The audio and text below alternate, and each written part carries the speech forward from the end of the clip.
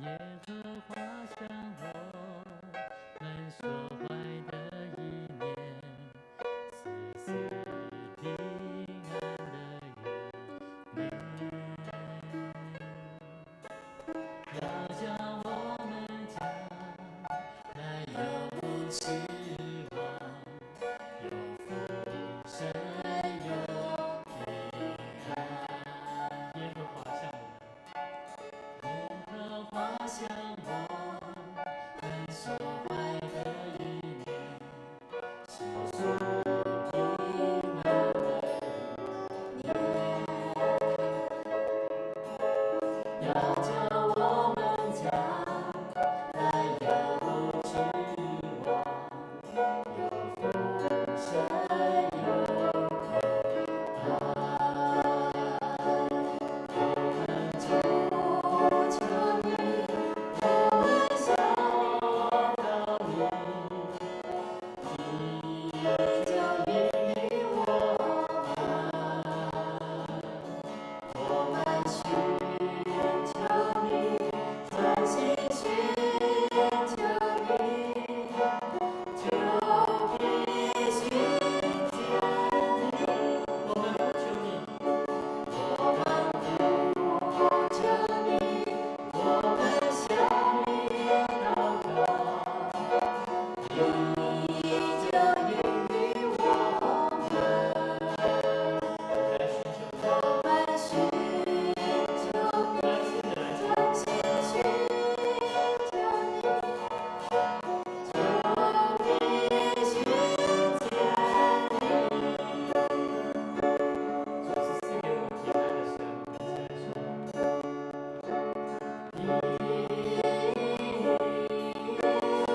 来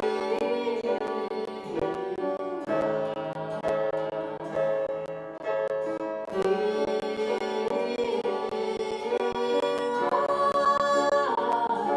这是神所赐的这是神所赐的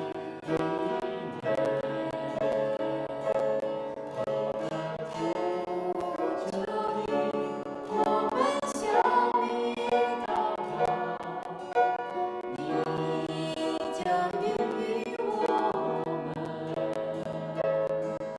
我们寻求你，专心寻求你，就必寻见你。我们一起来祷告，主啊，我们向你献上感谢，向你献上感谢，因为你爱我们，赐给我们生命的平安与祝福。感谢你让我们再一次来到神的面前，我们透过祷告，透过赞美，为要能够将一切荣耀归给神，来颂赞我们在天上的主对我们的爱以及祝福。献上感谢，让我们在今天预备好我们每一个人的心，在神的面前一起来领受神丰盛的智慧。再次将我们以下时间交托仰望神，愿你的平安与喜乐赐给我们。祷告奉主的名来求，阿们。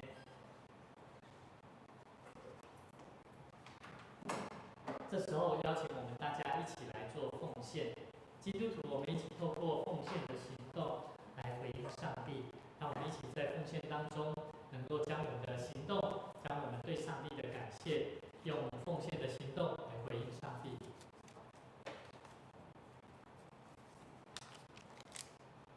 我们一起起立，我们一起来做奉献的，我们来唱奉献的诗歌《我心属于你》。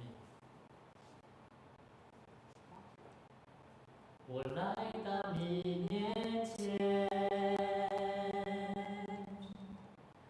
全心向你呈现，耶稣，你是如此爱我，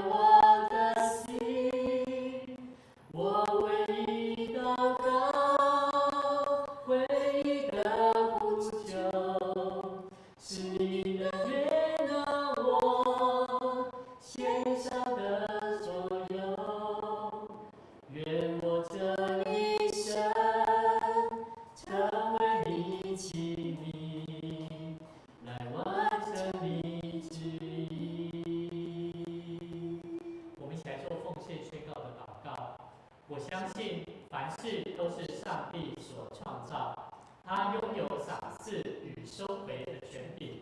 此时，我愿意从你所得到的恩典，用感恩与敬虔的心奉献在你面前。求主在我每次甘心乐意的奉献中，操练我更加顺服委身，分别我的生命。我相信奉献是栽种丰收的种子，我深信奉献是实践基督的生命，我确信奉献是生命主权的交托。求主按照你的信实与怜悯赐福我们，保守你的教会，坚固你的百姓。奉主耶稣基督的名来求，阿们。请坐。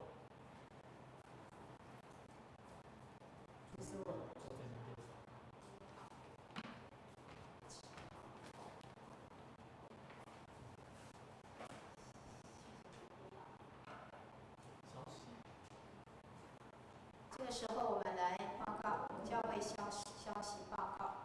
第一，下主路为大专主路跟社教主路，请兄姐们关心大专学生事工、教会与社会关怀事工，请预备心关心代祷与奉献。第二，今日华语礼拜正常聚会，会后11点到12点，小组照常聚会。活水全小组聚会于12点到1点聚会。第三，本教会所有长职同工于每周四晚上为我们教会的探访日，是晚上7点到9点。若有时间这个时间不方便，我们可以自行在公布栏填写你的时间。也请与家人沟通确定的时间。那也让各位兄弟姐妹能愿意开放你们的心来建造我们跟兄弟姐妹相爱的教会。第四，为了鼓励兄姐每日的个别亲近神的时间，就是我们的灵修，我们可以跟神建立很重要的关系。邀请兄姐们配合我们周报的首页有新眼光的读经范围。那么它的程序就是祷告、读经，透过读经我们去思考问题跟经文跟自己的关系这样子我们再透过祷告来回应神，然后有行动使出来。最底下是我们的奉献明细，我们自己看，如果有不清楚的，我们可以跟我们的会计来做更正。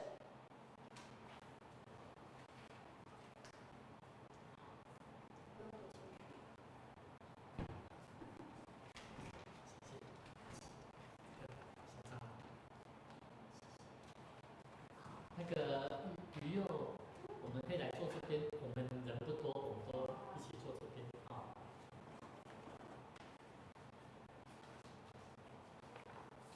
跟牧师娘一起过来这边坐，因为我们人不多，所以我们。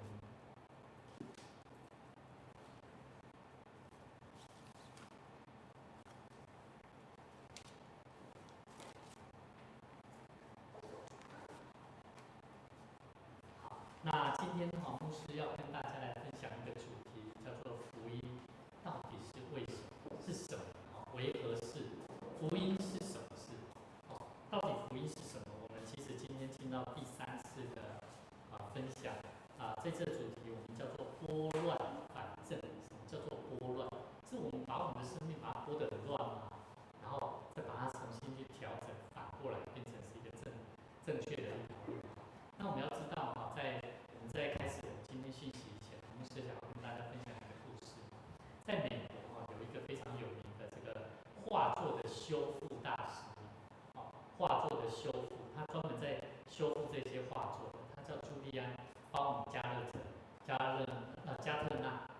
那他的工作非常特别，就是他专门在修复的过程当中呢，他会非常精细的把那个画作原本就很乱、很脏，甚至充满一些霉菌，颜色也失去了一些光彩。那他会特别去把它修复。那曾经有一个画作的主人他把一幅画他很破烂，他要重新再去把它修复。他去找了这个鲍姆加特纳先生，那他花了几百个小时专业、用温柔的手法，把每一个画作的破损的地方重新修补回来。所以我们可以看到这些画作，左边可能是一开始是破烂的，或者是下面的图形这些右边的有些看起来颜色不是那么的鲜明，然后有一些已经好像不是那么的优，可是这些画作都是有历史的，所以它是非常美的东西，所以我们都会急于想要把它保存下来。所以呢，这个画作的这个包姆加特纳，它都是透过非常精细、有细心，然后花时间，用温柔的方式去把它恢复。那这个故事有点像是我在回想说，我们的生命有些时候也会像这个画作一样。我们的生命有些时候我们人生有一些事情毁坏了我们的生命。有些时候什么事情会毁坏我们的生命？错误的选择。那个做夫妻的最惨，真的不是只有我们。有时候我跟我太太也是会讲，我说，你觉得嫁给我怎么样？她说被你骗就好像是这种错误的选择。但是我相信他讲这一句话是一种开玩笑的语气但是很多时候我们人生就像是这样，我们会觉得我们的人生好像因为一个决定，一个不正确的决定，或者是一个错误的选择的时候，而让我们好像我们的人生好像有一个污点，有一个错误的感觉。甚至呢，有些时候我们会因为别人的伤害，别人所说的话，还有从世界当中的犯了一些错误、一些罪恶，甚至呢还有什么家庭的关系有些原生家庭，他的父母亲所带给他的是非常严重的一些伤害。那甚至还有什么工作，有些时候在工作里面你会遇到有一些朋友，他可能讲了一些不好听的、不中听的话，那些话就伤了我们，而让我们的人生在工作的经验里面就会好像有一个污点一样，然后好像有一个门槛一跨不过去。甚至呢，很多时候在我们内心世界，就像是一直在搅扰我们的生命。所以很多时候我们在神的面前，我们都要去反省自己，到底我们生命是乱的套。有没有听过生命乱的套？有吧？好像不知道该怎么样继续走下去。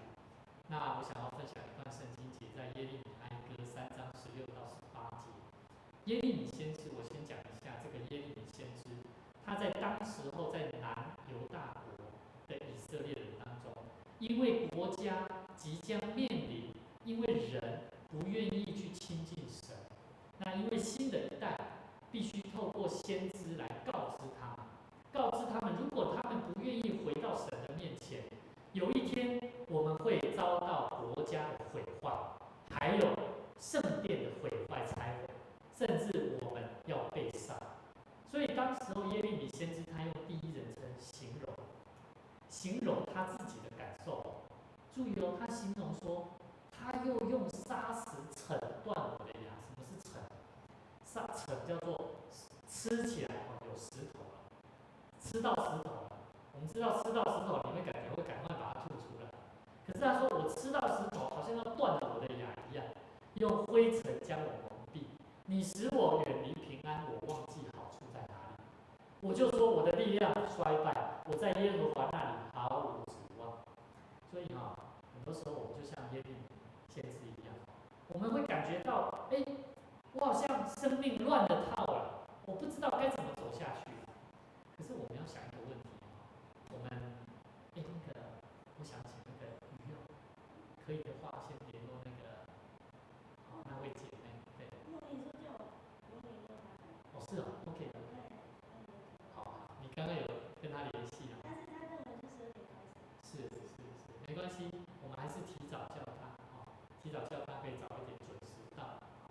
好，不好意思那牧师刚刚提到是我们的一个小组，一位姐妹，期待她能够慢慢的在神的教会参与聚会也好，都能够按部就班。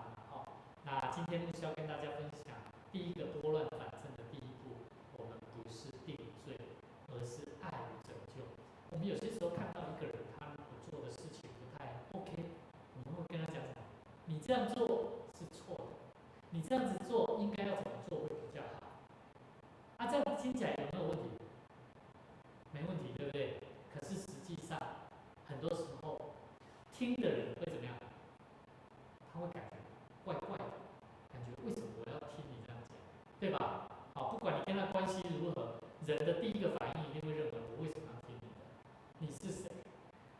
很多时候我们在传递一个讯息，说，来，我告诉你，生命要这样做会最好，因为如果你不这么做会怎么样？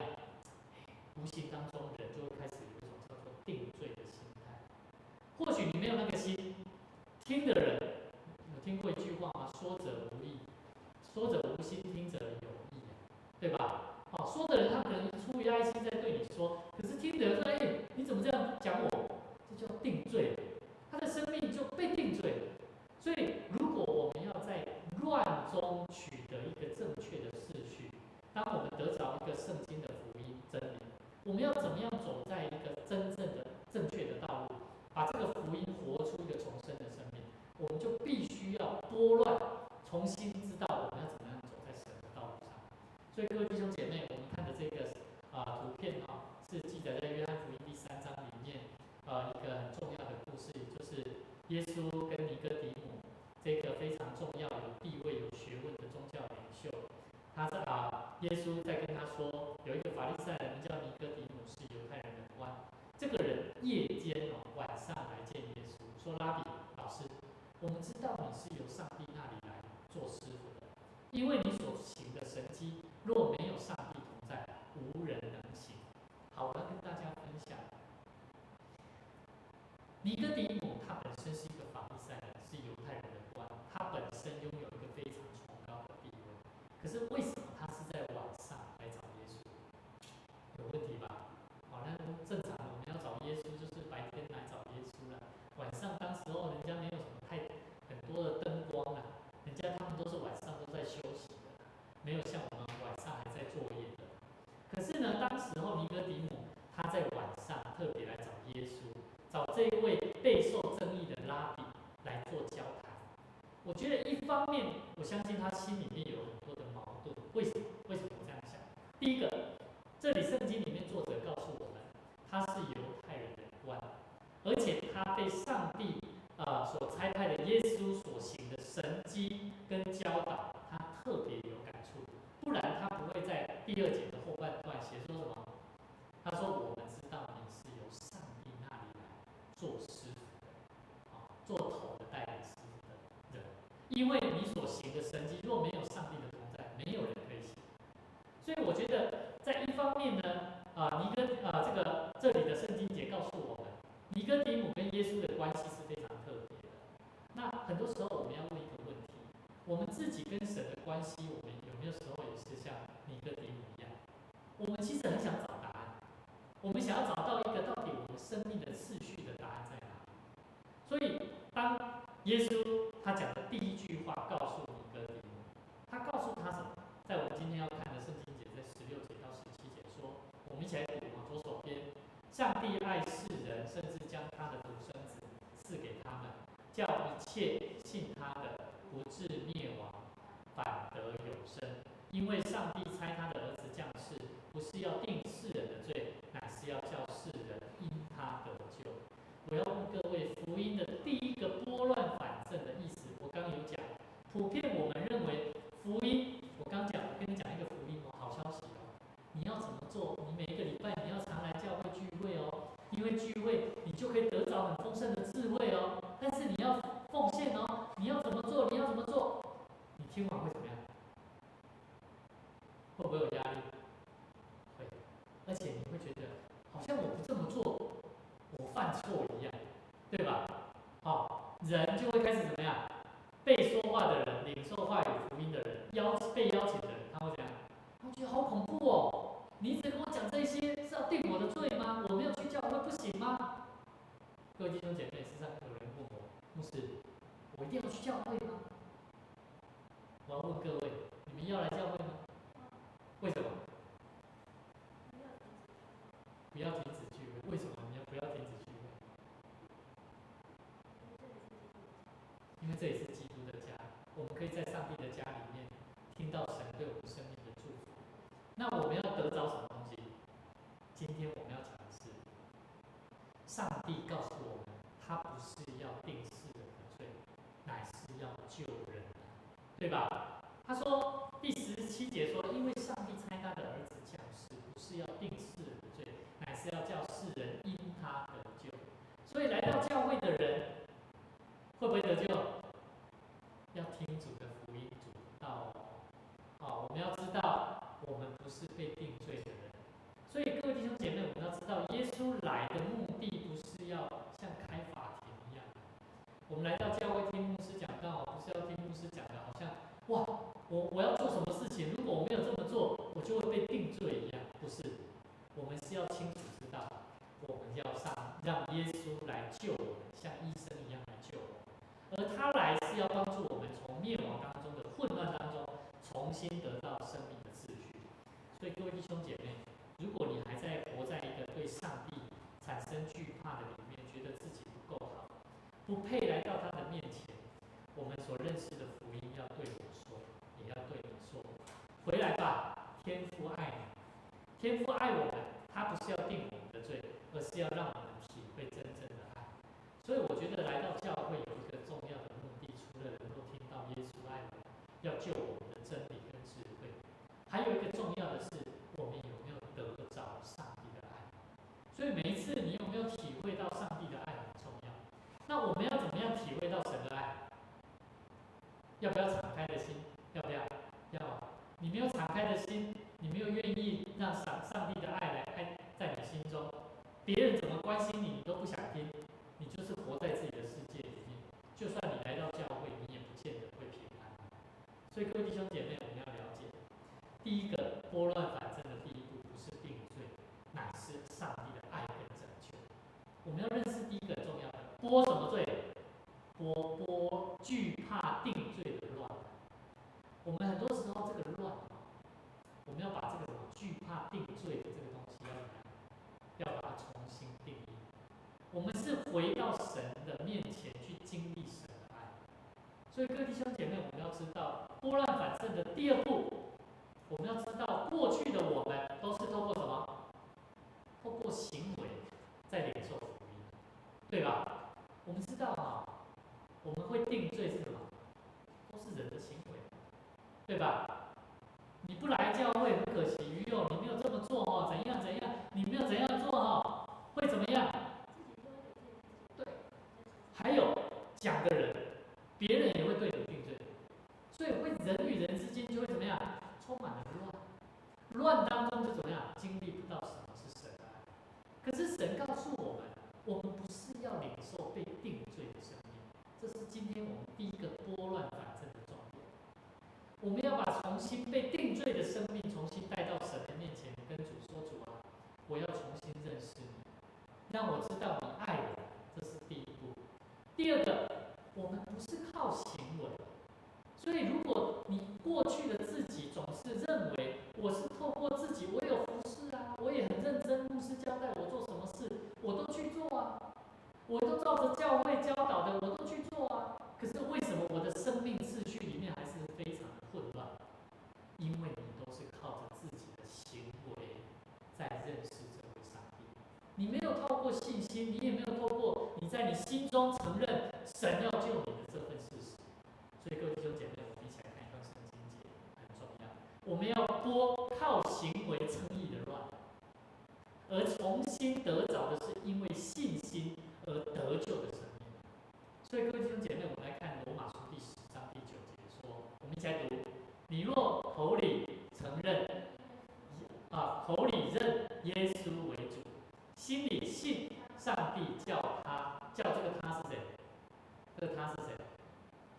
叫他从死里复活，这个他是谁？耶稣基督，对吧？叫耶稣基督从死里复活，就必得救。来，这里讲到一个很重要的重点：耶稣的死是什么？叫他从死里复活。什么是耶稣的死？耶稣的死是什么？他为我们的罪付上代价。好，这是他死的目的第二个，他的复活又是什么？死了就死了，如果他没有复活怎么办？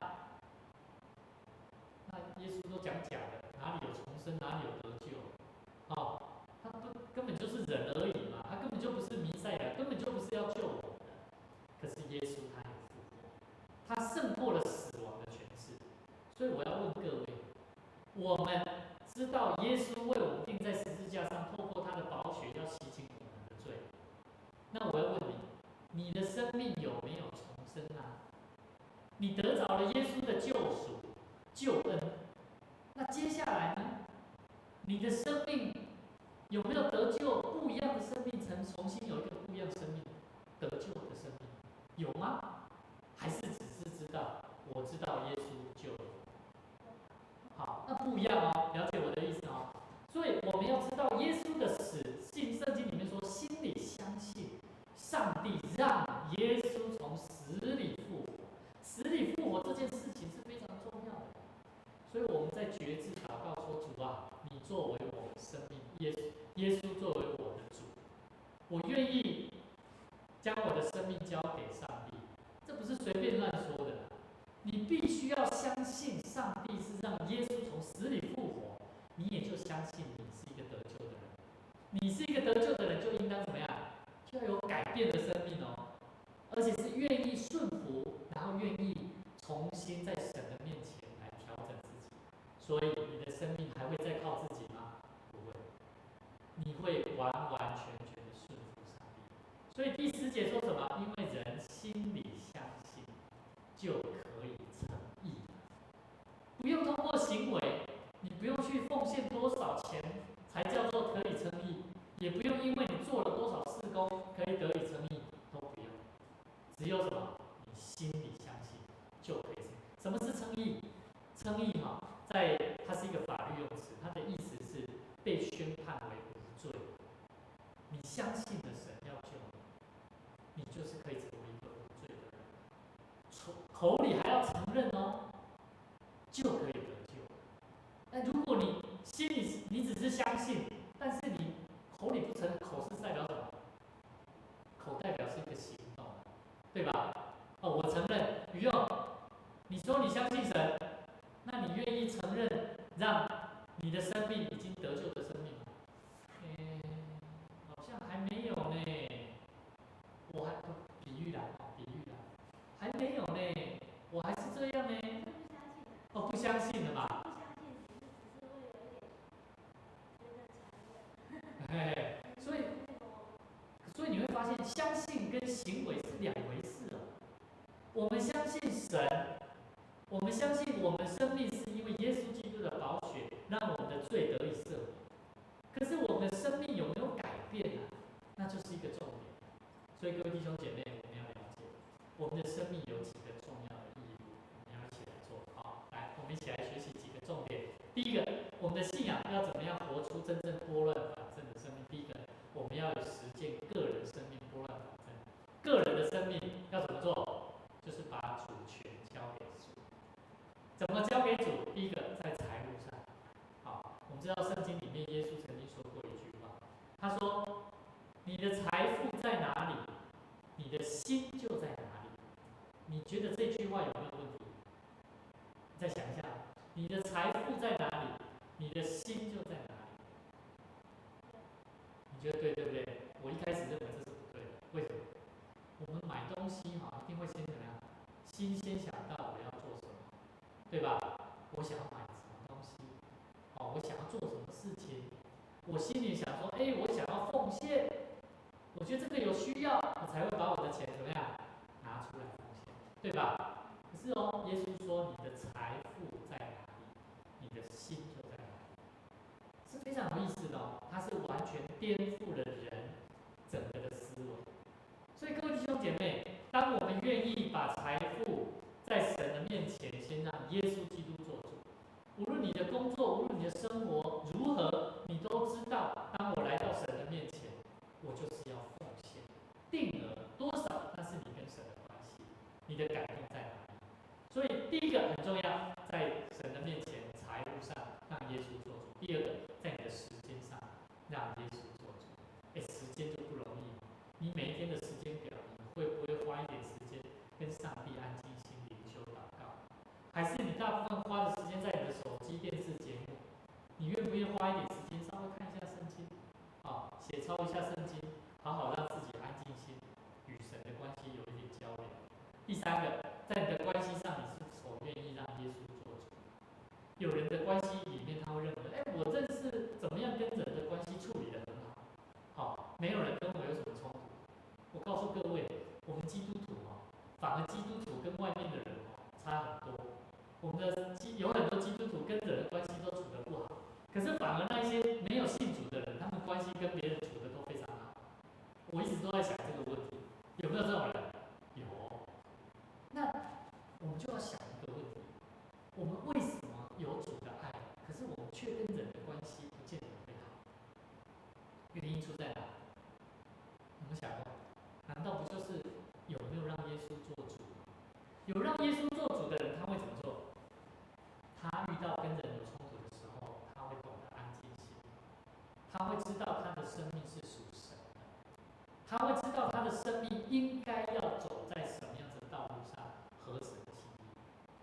所以各位弟兄姐妹，第二个，我们除了要实践个人的生命，把主权交给神，这是我们跟神的关系。第二个，拨乱的反正是什么？所以第一个有没有跟我们的定罪问题有关系？有没有？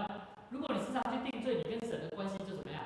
就不 OK 了啦，对吧？所以第一个，你要先让主作为你生命的掌权者；第二个，你要实践见证的生活。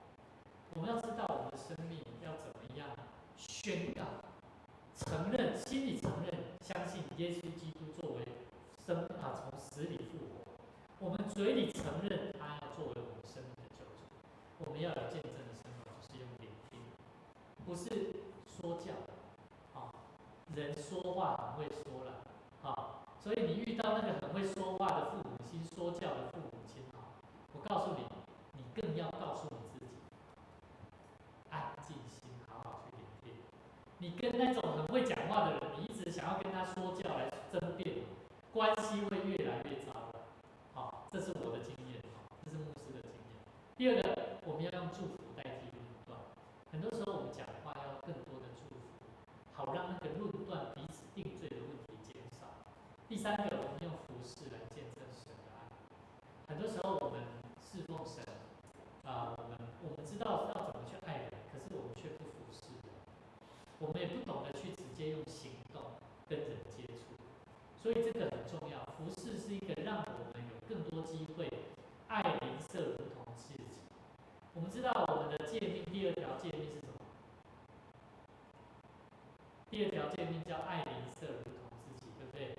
可是如果我们知道爱人，要爱人如同自己，什么叫做如同自己？你爱自己会很快速还是不快速？今天你肚子饿了，你会不会马上去买东西来吃？会吧？那别人肚子饿了，干我屁事，对不对？人的心里就会这样想，对不对？很怪哦。如果圣经里面教导我们要爱邻舍如同自己，到底是什么是如同自己？我们要去了解到，如果我们爱自己可以那么的快速，我们喜欢自己想要的东西，我们都会想得到。可是我们想到别人，我们却都想不到。那关我什么事？那是他的事情。我们就会发现，我们爱邻舍如同自己的生命，在我们生命里面，我们无法去实践。所以第三个很重要，用服事去见证真正的爱。所以求主帮助我们，我们真正的福音是要学习如何在关系里面，在时间里面，在财务上以耶稣做主。很多时候我们的生命，如果我们没有用耶稣做主，很多世俗的东西，我们时常都在用自己的方式在做。有一个故事这样说，有一个基督徒商人，他生意做得很大，但是呢，当有一天呢，他非常焦虑，他每天都是过着非常焦虑的生活。那有一天呢，他在祷告当中跟上帝说：“他说主啊，我愿意把我的公司奉献给你。也就是说，公司所有的什么生产啊，然后把他所做的啦，产业完全献给你。但是呢，他觉得轻松了很多，轻松了很多。隔一天呢，早上他睡觉起来，他突然间发现公司的股票跌到谷底，他心里面就很忧愁跟焦虑，他就祷告了。他说：主啊，我昨天不是说我愿意把我的公司交给你吗？为什么你还让我们的公司变成这样呢？主有一个声音就告诉他说：对啦，你是说要把公司交给我了，可是经营权还是在你身上。你的生命你一点都没有把我交给我，你只是把口头上的告知说你要把公司交给我，但实际上你愿不愿意让我来做你公司的董事长，那才是另当别论。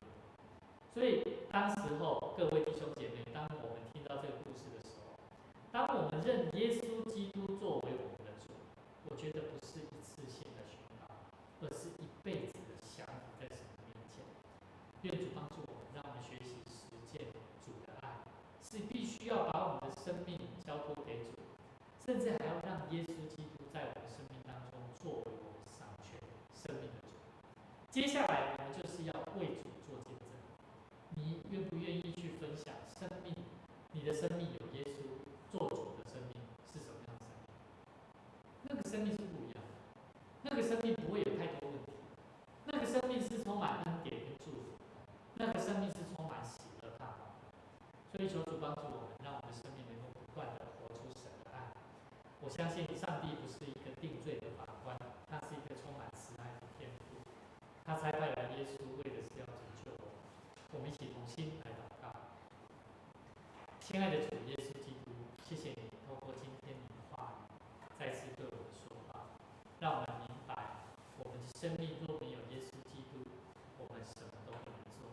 主啊，我们在你面前求神再次透过你的话语来坚固我们的生命，让我们明白我们的生命有耶稣基督作为我们生命的救主，是何等的有盼望与喜乐。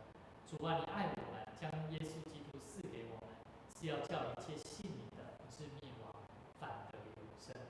主啊，求主你帮助我们，让我们活出不被定罪的生命，也让我们活出不去定罪别人的生命。求上帝再次在我们生命当中为我们开道路，好叫我们的生命能够在众人的面前，在神的面前，我们都愿意承认耶稣基督作为我们生命的救主。我们不仅心里相信上帝让耶稣基督从死里复活，我们更相信我们的生命也要因此而得救。主啊，求神再次带领我们前面的脚步，让我们的生命能够不断的活出神你所喜悦的样式，带领我们前面的脚步。献上感谢，祈求祷告，奉主耶稣基督圣名来求，阿们。愿主赐福大家，让我们在每周日的早上，我们一起同一时间我们在华语礼拜是每个月的月底是合并的礼拜。那也欢迎每一位在观看直播的弟兄姐妹朋友，也邀请你，欢迎你一起来参与在大桥教会的聚会。愿你